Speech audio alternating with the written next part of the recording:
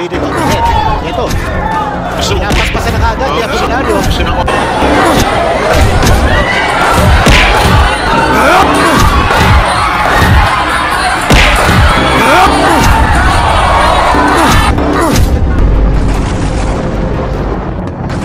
Isa sa inabangan ngayon ng mga boxing fans na pwedeng maging world champion ngayong 2024. Itong tubong Sarangani Province na naninirahan na at nagtraining sa Baluarte ni Manny Pacquiao sa General Santos City. Ito ay ang undefeated na si Dave Apolinario, 25 years old na may 20 wins at 40 knockouts sa kanyang kartada at hindi pa nakaranas ng pagkatalo. Binansagang Doberman mga tol dahil sa tapang nito at lakas ng kanyang mga suntok na lumalaban sa flyweight division.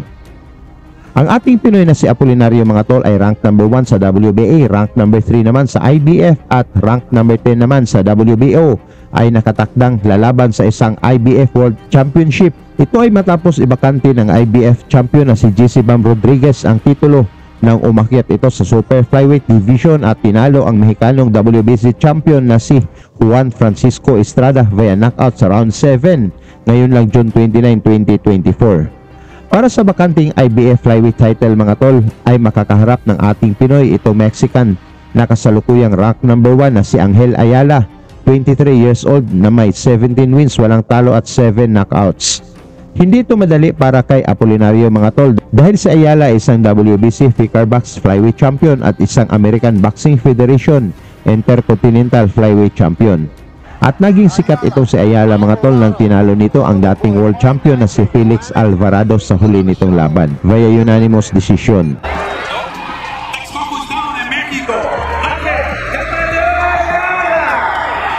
Habang ang ating Pinoy na si Apolinario mga tol ay isang IBO World Flyweight Champion nang pinatulog nito sa round 1 ang 3 Division World Champion na si Gideon Butheleze.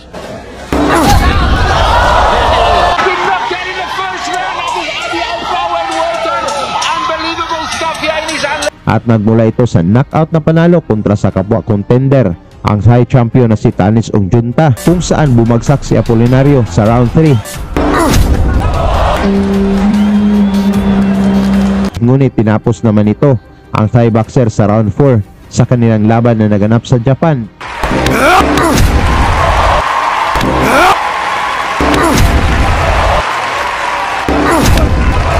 Kung saan nasaksihan ito ng monster na si Naoya Inoue. Bago ang laban ng Apolinario vs Ayala mga tol, atin mo nang balikan itong laban ng Pinoy Doberman kontra sa matapang na Indonesia na si Frankie Ruhe na dumayo pa dito sa Pilipinas sa laban na naganap sa General Santos City. Mabagal ang panimula ng unang round mga tol kung saan ang Pinoy na si Apolinario ang naka-southpaw stance habang orthodox naman ang Indo boxer. Ano lang? Ayaw ko patong sarip patong makaw. Okay, ngalitak ko na.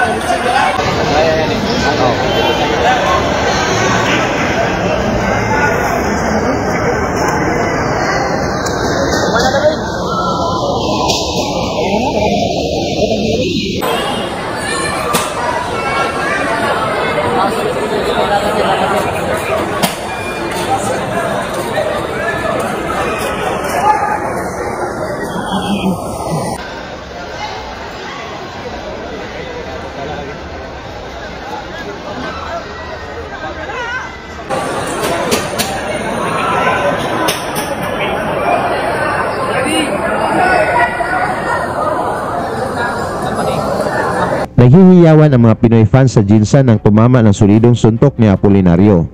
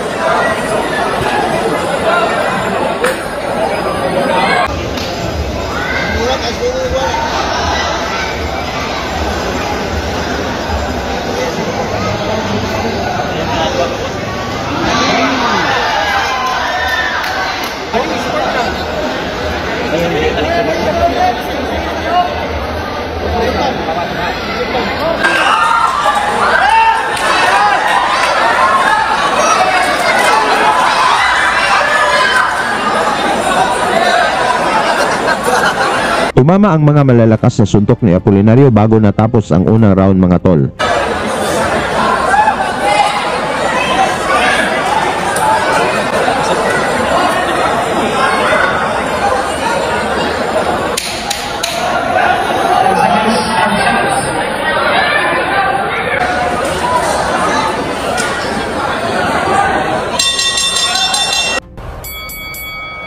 Sa ikalawang round mga tol, naging agresibo na itong si Apolinario na gustong makakuha ng imposibong knockout na panalo.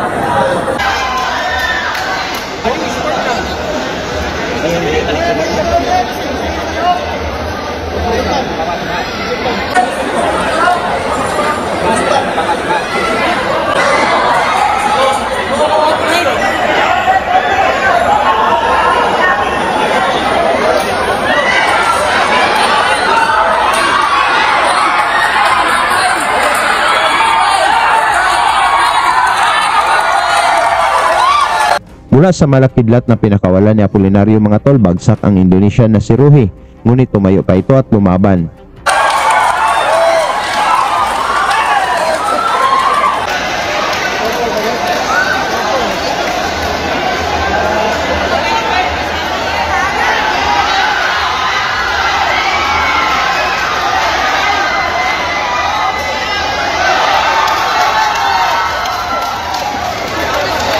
Dito ay wala nang sinayang na sandali ang Pinoy Doberman kung saan napaluhod itong si Ruhi, ngunit nagpakita din ito ng tapang.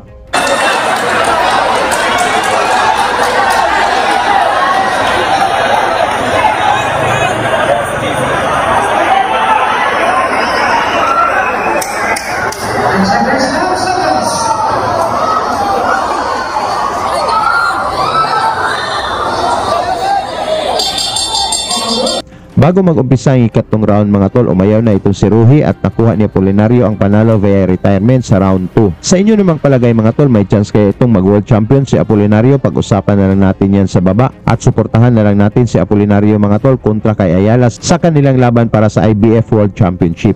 Lagi niyong sundan, huwag magpapahuli. Pag-usapan ni bakbakan, balita niya at laban. Mga Pinoy na di nagpapagapi. Salamat sa mga suporta na lagi nandyan.